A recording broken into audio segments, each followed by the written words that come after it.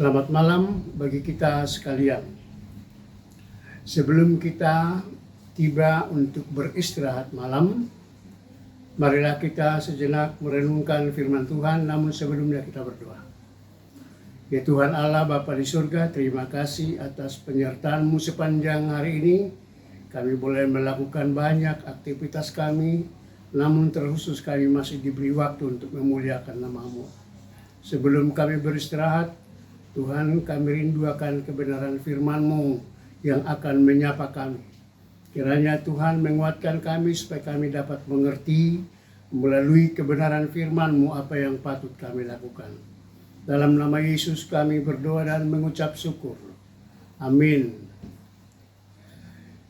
Firman Tuhan yang akan kita renungkan bersama diambil dari surat Rasul Petrus dalam 1 Petrus pasalnya yang keempat, mulai dari ayat 12 hingga ayatnya yang ke-19.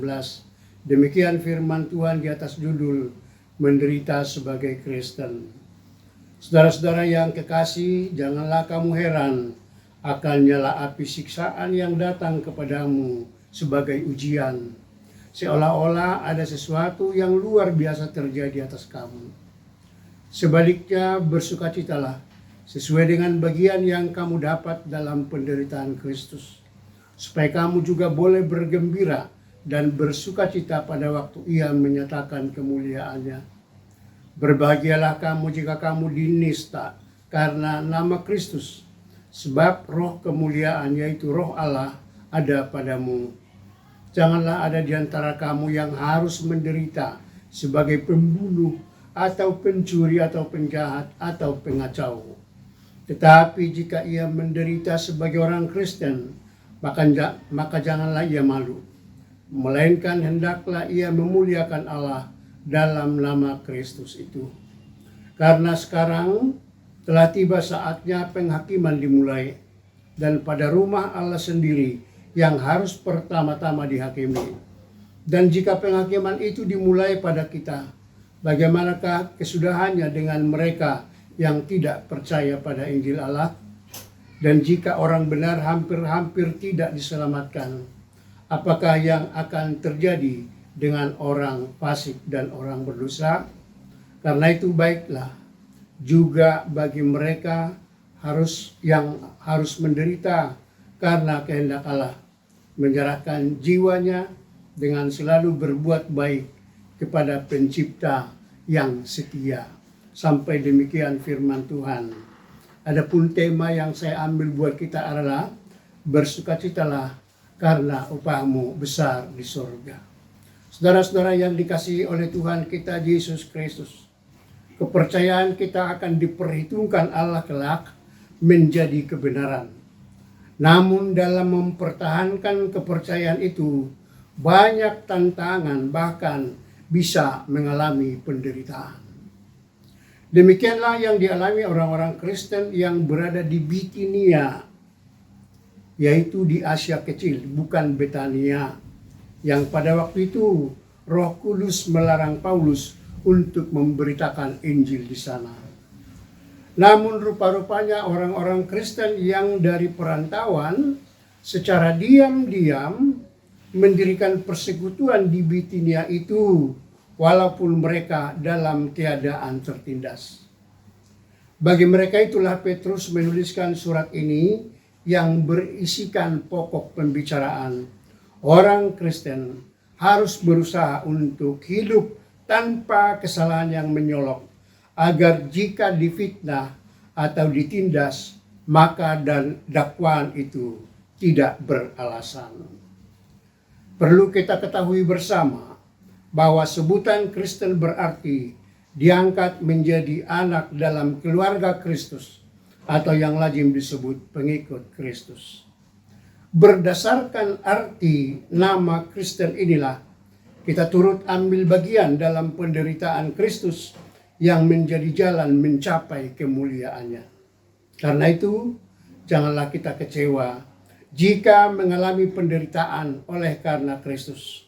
Sebab Yesus telah menubuatkan jauh sebelumnya itu, kamu akan dibenci oleh semua orang yang tidak percaya karena namaku.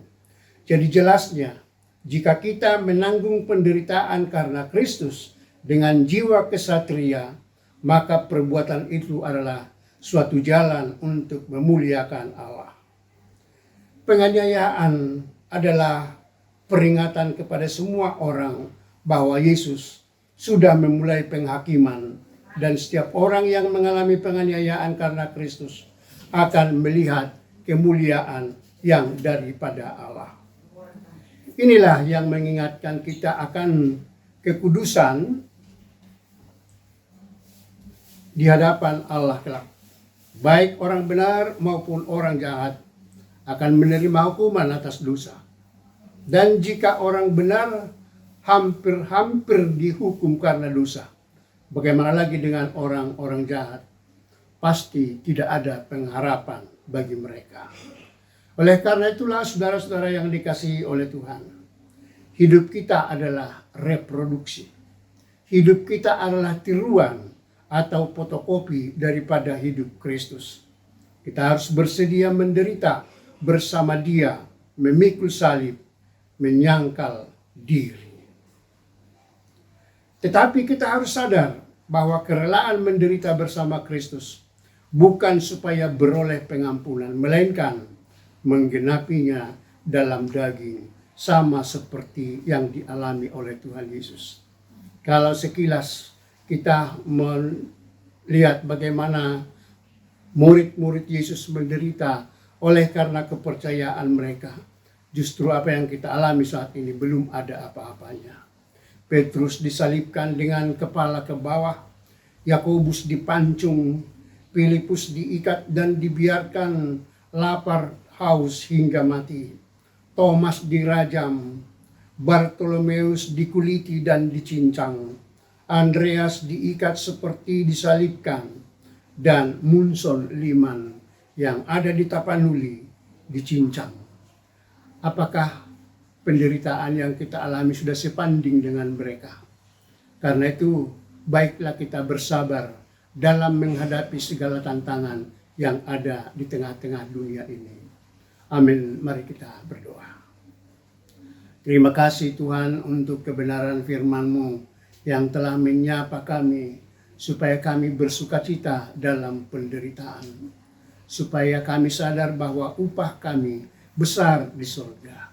Meteraikan firman-Mu dalam hati kami Bapa, supaya kami menjadi pelaku-pelaku yang setia, seturut dengan kehendak Tuhan. Tiba saatnya kami akan beristirahat malam. Tuhan jaga kami supaya besok kami boleh bangun untuk melanjutkan segala aktivitas kami. Inilah doa kami Bapa di surga, ampuni dosa kami dan dengarkan doa kami di dalam nama Tuhan Yesus. Amin. Horas bagi kita sekalian.